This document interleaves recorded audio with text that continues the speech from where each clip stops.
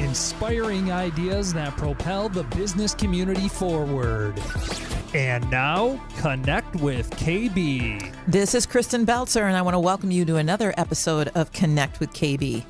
My guest today is playing a dual role as the sports director for TV6 in Lansing, as well as the 6 and 11 sports anchor. I want to welcome to the podcast Audrey Dahlgren. Thanks for joining me, Audrey. It is so great to have you with me in Studio B.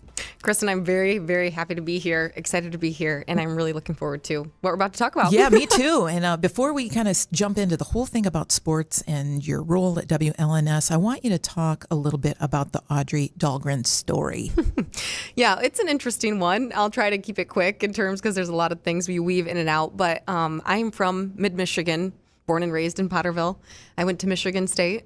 And then my first job out of college, I was a sports anchor and reporter, weekend sports anchor and reporter in Fargo, North Dakota. Yeah. Because as you know, in TV, you travel. Absolutely. And you have to take that first opportunity because you never know when you're going to get another one.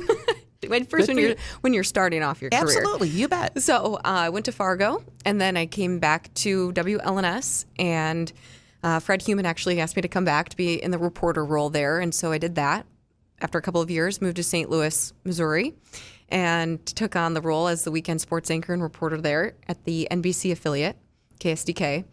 And then Fred called me again and came back home, and now I'm in this role. Yeah, wonderful. So, well, you ran track in high school, right? And cross country. Right, yes. Okay, yeah. And then you went to Michigan State and you were cheerleading. Yeah, that whole thing turned out to be so interesting. I would describe that as a very... not a unique part or moment in my life, I guess, but when I started in high school, I mean, I was an avid runner. I mean, I thought I was going to run in college, and I had scholarships to pretty much every university in the state of Michigan to run, and was talking with Michigan State primarily about potentially having a scholarship or trying to walk on it first to, work my way towards that goal. Sure. And then I ended up getting injured when I was my junior year of cross-country season. I got a stress fracture in my right shin. And I don't know how much you're familiar with, stress fractures, but you can't do anything. Right. The only way for that to heal is you have to stay off of it. And so I was in a walking boot, and I just had to let the bone, heal itself. And then I started to retrain for the spring season for track, and then I got a stress fracture in my right hip. Ooh. So, it was overuse injury and everything like that. So I shifted gears, and one day randomly, my mom was the cheerleading coach at Potterville. Yeah. And so we had the Michigan State cheerleading team come in for a seminar or just to talk to us. And I thought, oh my goodness, how fun would that be to try to do that, to be to be at the games, on the sidelines, right in the action. And from there, I just worked my way and taught myself how to do gymnastics. I took classes. It took me 2 years to make the team, but I made it. Good for you. That's great. Well, it just goes to show you how you can pivot if you need to and if you want to. And I know that you probably have had to make a lot of adjustments and pivot in the last 6 months in regards to sports and the role that you have at TV6. How has the pandemic put a different light on this for you in what you do in your job? I think, number one, it's helped me to really appreciate it, first of all. Yeah. Because I think it puts a lot of things in. I think if anybody throughout this whole time, it just puts things into perspective of how important things are. And number two, going off of that, we've had to be very creative in how we do things. And we've had to really shift our focus on how to tell stories. And one thing that I wanted to do when I moved home is I wanted to share and do more human interest stories and do more, I guess, highlighting, our athletes, our coaches. And we already did a pretty good job of that at TV6, but there's just different ways to go about it. And so been trying to do that some more. And because as you know, on Friday nights, usually right now, this time of the year, our fifth quarter show is centered all around highlights. Right. We go to 14, 17 games every Friday. And that's a lot of time that you have to fill without that. And so one thing that I learned when I was in St. Louis is that people can find the scores anywhere, and they can do that. But you have to be able to give them, for us, we're a local station, and you can see highlights on ESPN or, CBS or NBC. Sure. But, for us, the goal is to highlight and give those human interest stories. And so that's what we've been trying to do. We've been trying to think creatively outside the box, cover more so than just, the traditional sports too. I mean, because we had somebody that actually wanted us to cover Ohio and Indiana high school football. Really? Okay. And I'm thinking, okay, that I get where you're coming from, but we have girls golf, we have boys tennis, and we have cross country. We have athletes, our own athletes here in Mid-Michigan that are still competing. And so we're going to highlight them. We're going to share their stories, especially too right now because sometimes they don't get that with football going on. Well, I think it's really powerful. I will tell you, on Saturday mornings and game day and how they have those human interest stories. And I tell you what, it really tugs at your heart. And those are the things that you remember, I think, long after you get done talking about the statistics and who's predicting what and what game. And those are the kind of stories I think that resonate, that really let you get to the heart of an athlete and what they're all about. Yeah, because, we always feel too that we're the bridge. So we get the pleasure and the luxury, I guess, to have a relationship with coaches and athletes and that viewers don't or other people don't. And so the main goal that we should always be focusing on is how we can make our viewers feel like they know the coaches and the athletes the way that we know them. Because there's so much more to people than just the title that they have.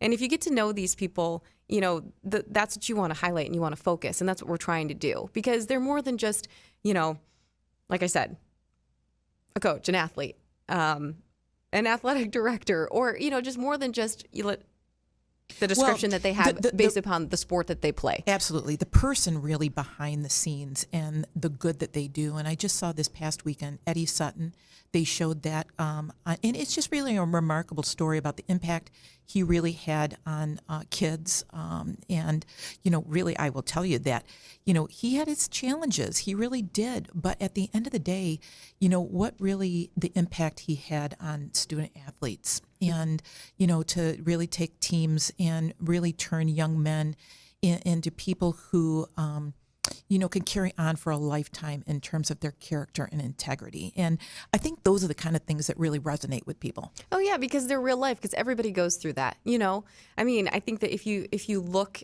at, I just think that there are so many things that people don't know about people, right? That, that's the opportunity to tell that story because everybody goes through trials and tribulations and deals with hardships no matter who they are. Well, and especially during the pandemic. I mean, when we really talk about people and, to not judge in terms of what someone's going through or where they might be emotionally and mentally, and a real time to reflect on people and who they are. And you don't ever know exactly what their struggles are. Exactly.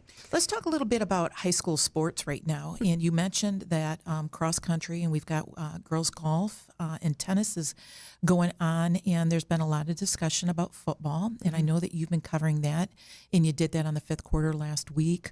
What's your take on all of this in regards to football and kind of where things stand? And you were watching that movement down at the Capitol last week. Well, number one, I think more than anything, it was so inspiring to see the passion of everybody that came out to the Capitol on Friday. I mean, almost 500 people showed up all because of something that they love and that they're not able to do right now. And so I think that speaks volumes, number one. But number two, I think that the main thing right now is people want their voices to be heard, and that's okay. That is okay. And sometimes they need a platform to share.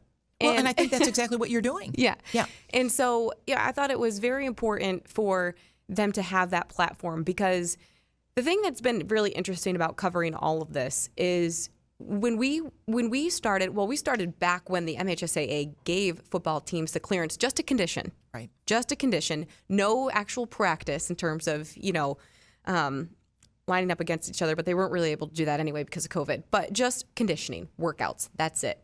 Not going over plays or anything that they might be doing to get ready for a season. And so every practice that workout, right. I have to catch myself, every workout that we went to, these kids were wiping down equipment, staying they were socially distanced as much as possible as they could. And you'd hear the coach just scream out every so often, hey, 6 feet apart, don't forget. Yep. And so they would. But they were doing everything that they could to play, because that's how much it meant to them. They didn't care what they had to do. You just tell them what to do and we'll do it so we can play. And that's how the coaches felt, athletes felt, players felt, I should say. And then they do all that all summer. Then they get to the point where the Michigan High School Athletic Association clears them to begin the first official day of practice. Of course, you have all the safety protocols and everything that you still need to follow, which they were doing. And we went to, because that's when we started our 6 Sports 2-a-days coverage. We still proceeded and went on as business as usual, because if they're doing it, we're going to do it, because we want to cover them and show what they're doing. Also to show too that they were being safe, because I think that was the misconception, or people have this misconception that's surrounding the virus, is that sometimes there's a lot of interaction, right? Or I don't know. That's a whole separate conversation. But I mean, we went to their practices, same thing, and I will tell you this. Out of all the 11 schools that we went to, there was one team who had one kid who had one positive case. But as soon as they found out, he quarantined, and it didn't spread to any of the rest of the team. And so I feel like, out of 11 teams, to not have one have any cases or anything pop up, so they feel as though it's safe for them to play. Do you think the season will be resurrected? I would like to be optimistic, because I'm a very optimistic person, Sure. But I don't think so. Not in the fall. Yeah. I think that they will play in the spring, but I think right now that there are just so many, without making it political, I just think that there are so many things that they're not going to. Right. Well, you're probably right. And we're going to get to a point here where it's probably too far into the non-season that you can't get it up and going and start it again. Well, and how does that work with the academic calendar? It'll be really hard to, and not only at the high school level, but the collegiate level, because, people's lives have to forge forward. And so for some players, like I think of Andrell Anthony from East Lansing and Ethan Boyd, and players that are going to go play for a Division I university. And I don't think it's right or fair to expect them to, maybe they want to get a jump and they want to go to their university in the spring if they can, versus to hold them back to play football. Well, I think Andrell's already said that, isn't he? He's going to go to Michigan and start school. Right. Yeah. And you can't fault him for Not that. at all. But it really is. It really has been a disruptor in regards to these kids and their futures and what they wanted to do and the opportunity to prove themselves so that they can get some college looks and that kind of thing. And I think that universities will they'll have to, probably make some changes as well in terms of how they do this in terms of recruitment. But it's an unfortunate situation. Let's talk a little bit about your role as sports director. You started there last October. You had been at the station twice. So how has coming into this role changed since you first came in when you did this in October? And I suspect there was probably a learning curve, and you were probably a little nervous at first about starting in this role. And how has it changed you? I like to joke, because technically I interned at Channel 6 at Michigan State. So I've literally served in every capacity possible at the station in the sports department. Yeah. So it's like, I have a good grasp, I feel, of what is expected and what, our standards should be. But I've learned a ton, I would say the most, when it comes to working with people in a leadership role. I mean, I did some of that obviously throughout sports, but it's different. You learn people's personalities. That's been the most challenging thing, is trying to, understand people's different personalities and how they operate and how they function and what makes them, want to do better, and I guess how they, what makes them tick, or, things like that. Overcoming just adversity on that side, helping people try to, just navigate, I guess, in a work setting when it comes to to that, if that makes sense. Well, it's so much more than going just the sports itself. You're absolutely right. I mean, you really have to understand, management of people. You have to understand, that there are going to probably be a little bit of resistance to your role and acceptance and having to prove yourself. And I think that you've done a really good job at that. And you also learn to let go of some of those things that you can't control too. And so that kind of changed you as well. Yeah, it's definitely been a year of growth. It's been a year of change. It's been a year of growth, but it's been tremendous. It's been a wonderful opportunity. And I love this community so much that was one thing too that I did not want our coverage to drop off. I wanted it to go up. And there's a lot more that goes into that and in trying to make it that way. But I'm really excited for the future and everything that we have in store because there's a lot more to come. Will you stay with me? Let's go into a segment 2, okay? Okay. All right. I want to thank my guest, Audrey Dahlgren. She is the sports director for WLNS TV6. I also want to thank my supporting sponsors, Marketing Resource Group, White Law, Dowding Industries, Governmental Consultant Services, AF Group, AT&T, and the Loomis Law Firm. You can listen to all of my podcasts at connectwithkb.com. Until we connect again, go live your best life. I'm your host, Kristin Beltzer.